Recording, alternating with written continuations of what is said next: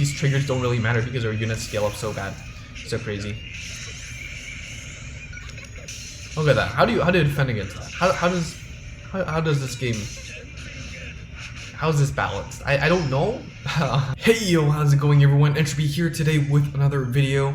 Today we're gonna be talking about one of the, honestly, the best deck in the format, and that is Narukami's Brawlers. Now, the last time we saw them, they were pretty good. You know, I didn't get to complete the deck, so obviously it wasn't as optimal as I wanted to, but this time around, it's pretty ridiculous. It fundamentally kind of ignores one of the most important aspects of the game, intercepts, and just smashes right through. So I guess without further ado, let's talk about the deck and maybe a game or two. So first of all, I've been trying to climb ladder for top 24 for the invite, and this is the deck of my choice. This is the deck that's been giving me the most success, you know, multiple win streaks. I only play other decks in between, just for a break, but I've been playing this deck so much, I already maxed it out to clan level 50. I was originally like 40 something before I started playing this deck, and here we are. So, starter, we're playing Spark Kid Dragoon. This is a grade 3 searcher, helps you search your grade 3s, makes sure you hit the grade 3 that you want, and gets the pieces that you need for the skills. For the grade 1, we play 4 of the Eradicator PG. This lets you soak up some damage because you do need Counterblast, and definitely good. We play 4 Rising Phoenix, and I think the Rising Phoenix is very important at 4 because you get Draw, which Narukami is generally not very good at. But also, most importantly, you get the Soul Blast 2, which does help you Legion on your first grade 3 turn if you have the chance. You know, if you're going second, unless you have multiple intercepts you're willing to just toss away just for the sake of legioning, you really find it kind of challenging to kind of legion without minusing too much, and Rising Phoenix helps you set that up very easily, and it lets you plus as well, which is very good. So turn 2 you can choose to Spark Dragoon and then Rising Phoenix as well, but most of the time, unless your opponent, you know, as long as your opponent doesn't have a retire option, using Rising Phoenix turn 3 is solid as well, and you can actually use Rising Phoenix twice without rewriting grade 3, and I'll explain that really quickly in a bit.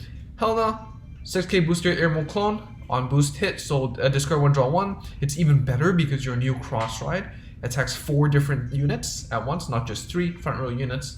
So you can actually filter 4 different times with when boosting your Vanguard, when you use your Vanguard skill. Helps you search your pieces. Very good. And yeah. Lastly, we play 1 of the Kokon. When your Brawler Vanguard attack hits, plus 3k until end of turn. So this is the replacement for the 7k plus 3 per retire.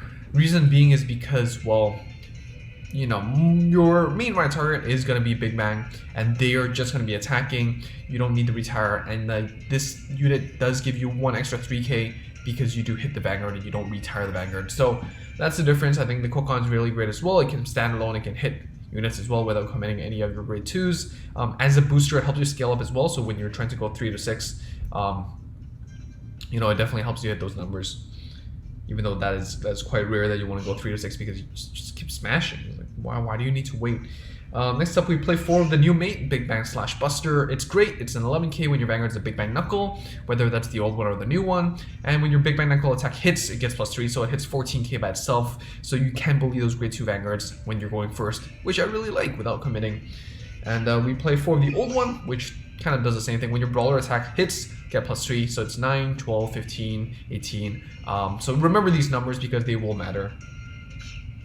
We play 4 of the Foot Brawler Turok. I really like this card because it does resist, and it has a once per turn skill. If your Vanguard's a Brawler and you're in Legion, Counterblast 1 to get the following ability until end of turn. Triggered when your Vanguard hits, plus 5k. So Turok gets 5k increments, so it goes 9, 14, 19, 24. Hits over those cross-ride numbers as well, which is really nice. But yeah, lastly, we play 1 of the Lise. It's not that as important anymore because it does require your opponent to be retired during your turn, which means the hit on the Vanguard doesn't count, but it still scales up by 3s, which is really good. And it's a mate, so you definitely need to play at least 1 copy. Lastly, we play 4 of the Big Bang Knuckle Buster. This is the main ride target. Most games you want to ride this, if not all games. First of all, when you're in Legion, Counterblast 1, put a Big Bang Knuckle from your hand to your soul, which is the new one or the old one, and you get to draw a cord, which is a buff, and it gets plus 5k, and the following ability, this unit attacks 4 of your opponent's units in one attack. It can also attack the back row when you can choose. In addition, it's a cross ride with Big Bang Knuckle Dragon. 13 key number is very good. When you're Legion, that would be 23, I believe. You know, 11 plus 9, 20, 23. Yeah. So definitely very nice, especially against some of the matchups. Having that cross ride number does force your opponent's resources out, and then that means more stuff to hit, or it means your opponent can't commit any more boosters, and they can't hit your 13k number, which is very good. Next, we play for the Big Bang Knuckle Dragon. It's still fine, but this is definitely not your right target. This is your main target to put into the soul for the cross-ride numbers. It kind of does the same thing if you're in Legion. You can mass 2 to get plus 5 and attack all the front row. And when this attacks, the Vanguard gets plus 2. So it's fine. It still does the job, but it does cost more counterblast. It does attack 1 less unit. So you might as well just go for the Big Bang Knuckle Buster. It helps you, you are minusing 1, but you're drawing 1 back as well. So that's really good. Lastly, we play the 13th unit in the Shotgun Blow Dragon. When Legion comes, you retire 2 of your opponent's rearguards at random, prioritizing the back row. And if you have more units than your opponent, which means if you have more than or equal, that's how it's working, then it gets plus 1 crit. I believe the reason why is because the Vanguard Legion count says 2. I'm not too sure actually, but from my experience playing with this, even though you rarely want to go into it, as long as you have like 1 rearguard, your opponent has 1 rearguard, Shotgun Blow still triggers. And when this unit attacks the Vanguard, it gets plus 2, so that's nice. Crit is good, but it's not as good as it used to be because Knuckle Buster smashes everything. And it does prioritize back row, which means you can't bypass the intercepts.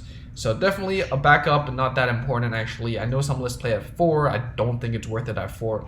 Instead, I played the Unlocker at 4. Reason being is because Deleters, Starvaders are very popular in this meta.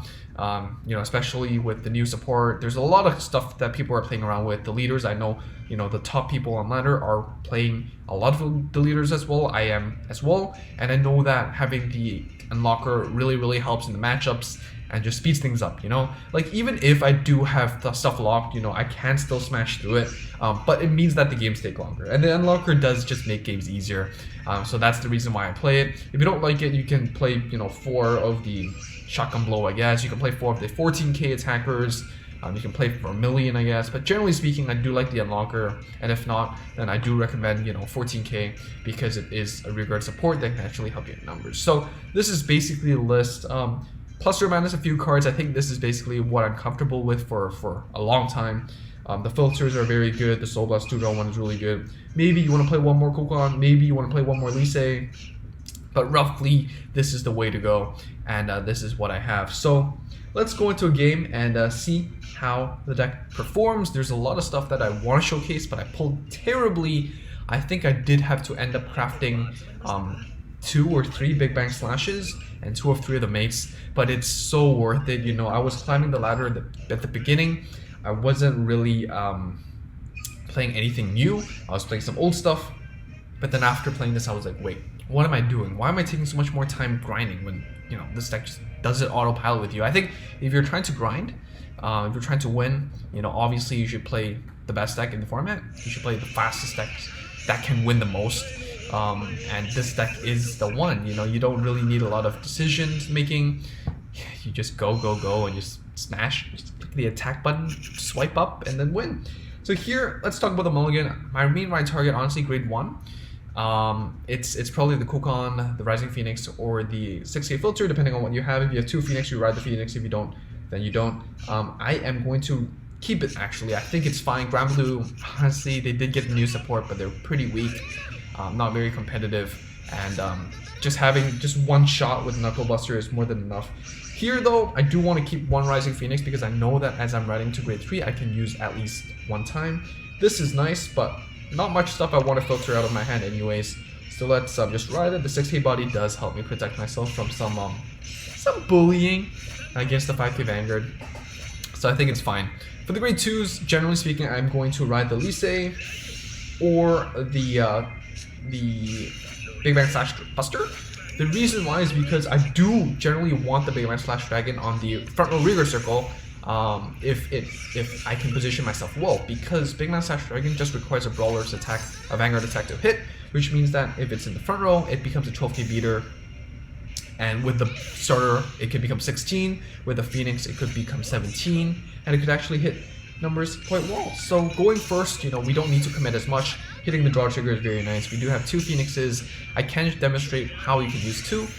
First of all, you know, if you use this starter, you go back to the soul, you have grade 0, grade 1, grade 2, and then you go into your grade 3, which isn't your soul, but your Vanguard Legion skill does put a card from your hand into your soul, so that's 4, and then that means you can use Phoenix twice. So that's how you do it. You know, you're setting up your board with 5k boosters, and you're still drawing and replenishing your resources, which makes this deck really, really good, because the put a card into your soul skill already gives you that +1 draw.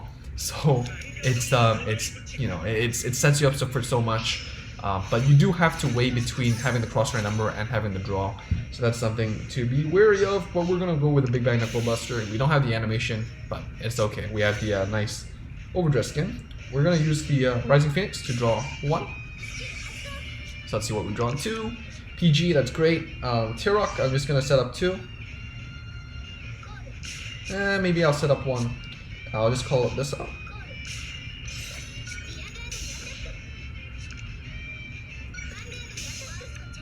Let's hope to see a trigger here. No, we don't, but that's okay. Alright, as long as they don't see something, we're good. We're good. So yeah, we do. It does seem like we're seeing a lot of triggers, but keep in mind that, you know, 1, 2, 3, 4, we drew into these, right? 2 of them we kept in our opening hand, so it's not actually that much. They are going to replace your units for the Legion. And the Negro Bolt does help you get the multi-attacks in much more consistently without the on-hit that Gremlin used to need, so that's a nice tool if you are considering playing Gremlin. Cool Dragon, when it's a pure call from the drop zone, you get to retire something, so that's fun. But it seems like they're playing some crits too, that's spicy, so we have to be careful. Luckily we did draw into that PG. If not, we could be in some danger, especially when we're not seeing any defensives lately. So getting the Negro Bolts. Superior calling something. If you get the grade 3, then you get to superior call another thing, so that's 2 multi-attacks in. That's quite spicy. The grade 3 9k. But nothing but holding the damage in, hoping for the trigger to push for 1 more damage, but I guess not. That's okay. Seahorse does let them filter. Alright, let's do it. So we are going to... I'm going to keep the 13k because they are a multi-attack clan, so the 13k number is really valuable. So I'm just going to Legion. I'm not going to use the second Phoenix. We're going to put the grade 2s back.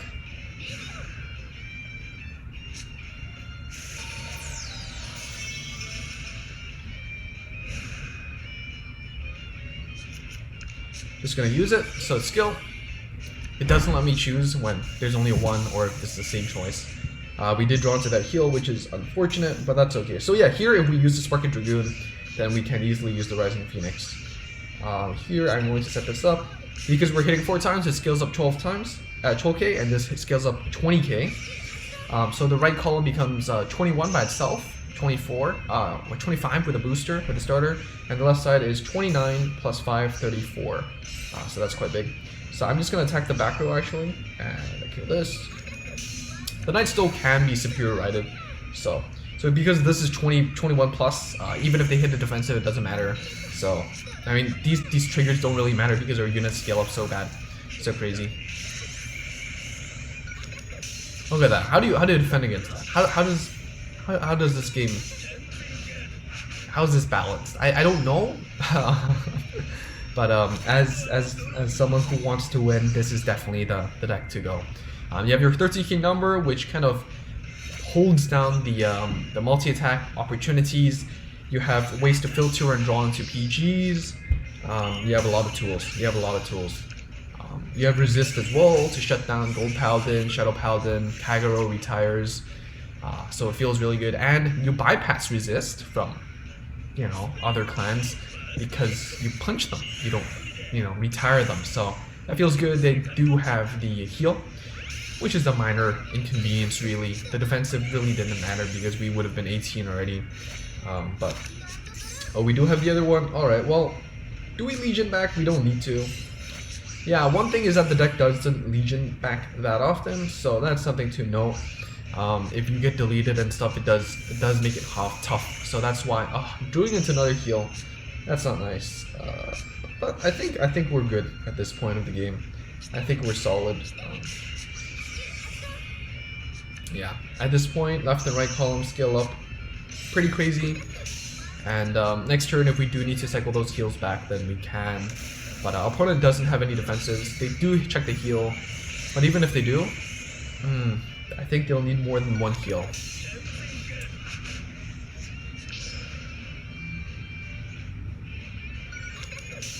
I thought that was a 6 damage shield. So I lagged a bit. I was like, wait, why did that PG trigger? But yeah, that's basically game. And that's how you do it. Nice overdress skin, by the way. Alright, maybe let's do one more. And just keep, I mean, it's generally the same thing, you know, you just ride the Knuckle Buster and you just smash. But yeah, one thing to know, if you do want to beat this deck, some things as a player I don't like is being deleted. I don't like when I am being pushed too early because the deck, you know, can't really generate resources that fast. I don't like when my opponent doesn't set up a board for me just smash and like punish. And because the deck doesn't really like to Legion back multiple times compared to some other Paladin decks, this deck can run out of steam and can deck out. So if you take advantage of my thoughts, you know, maybe you can play around them. But who knows? So here, because we have 2 Phoenixes, I mean, it's the only option. Just ride it. Purely the starter, I do like to put in the corner, just because, you know, having the Big Bang Slash hitting 16k can bully those 6k Vanguards. That can be quite common these days because the Airmo clones and the Airmo itself is quite popular. So being able to hit those 6k numbers. Of course, our opponent's playing the Grade 3 Searcher, which is quite interesting because the Conroe is clearly the better starter. But who knows? Here we see a defensive that would be perfect, but we don't. It's a 3rd Rising Phoenix. And that's okay. We can still recover. Hopefully we see a heal. There we go. That's perfect. It's exactly what we're looking for. And yeah, so the reroll column hit 16. Get one more damage in, and that feels good. We do have the Knuckle Buster. Of course, if we don't, then we need to use the starter this turn. But we do, so we chillin'. So we're just gonna hit. Our Brawler Vanguard's gonna give us the +3. And then we're guaranteed to deal 1 more damage this turn. Oh, opponent's playing some jank, stand, trigger, Kagros, but that's okay. Honestly, you know, like, whatever your opponent's playing, as long as you don't brick, like, it's really hard to brick with this deck because you have so many options already. As long as you don't brick, you're good to go. One thing you can consider for the Grade 2 lineup is you can consider playing the Grade 3 Searcher. You know, on attack Vanguard, if it hits, Hero Must 1, checked off fire for the Grade 3. I did try to play that card, but I do think at the end of the day, you do want the least A, you do want the main, and you do want the scale options, because you don't want to really commit that many Grade 1s. So that is why I did end up choosing this Grade 2 lineup, and I do stick with it because you already have the starter, Spark Kid, and you do have the Mulligan to help you search your Knuckle Buster. So we do damage to trigger, and we did draw into another one, so that's fine, that's fine. Of course, ideally you drive check some triggers so then you can Legion as soon as possible, but this is good, this is fine. We're just gonna ride it, the Knuckle Buster as usual. I am going to call out the Rising Phoenix for the draw 1. Drawing into heals, why am I so good at this? And we'll call this out. So this unit is an 11k with my Vanguard's a Big Bang Knuckle, and when it hits, it becomes 14, so we can bully those Grade 2s. If we hit a trigger, then it's guaranteed to hit without committing anything else. So that is music to my ears. Boom, there you go. No defensives, this is what we're looking for. And it's going pretty well, So your opponent did search into the Vortex Dragon Newt, which is a threat, of course. To counteract that threat, we have T-Rock, which has resist, and all is good. You know, all is good. And of course, our opponent can't lock resist units unless they're using us like Blaster Joker. But even if they do, we have Gravity Bolt as their handy old friend to unlock, and that ends games. You know, because what's better than invalidating other people's keywords and mechanics by just smashing through them and hard countering them? That feels good. So we're just going to call the Dauntless on top of the Melico. So probably going to call over the Dauntless because they do want to return the trigger and have the 4 cards in the drop zone. But at that point, they lost so many resources. I think the game's pretty much over. You can like the video and leave now because yeah, I think it's over. Yeah, it's over. So the deck is just really dominant. I don't know what else to say. It's a cakewalk. Like I played a lot of decks recently. You know, Shadows has been really good. Kagero has been really good. Bermuda's really good. But those 3 decks, you know, at least you need to kind of use a brain or a semblance of a brain to actually pilot. This deck is as brain dead as it looks like, and yeah, nothing else to really add on to that. Really, nothing else to add on to that. It's just Q to win. Yeah, so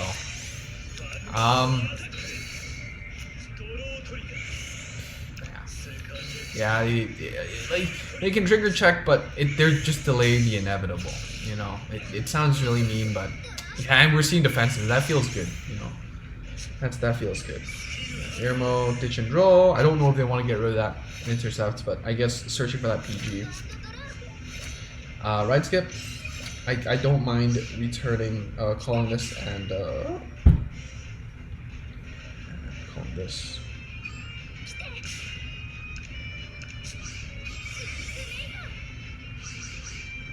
It's gonna return them. Ideal return targets, obviously your triggers are good. Grade 2s are good.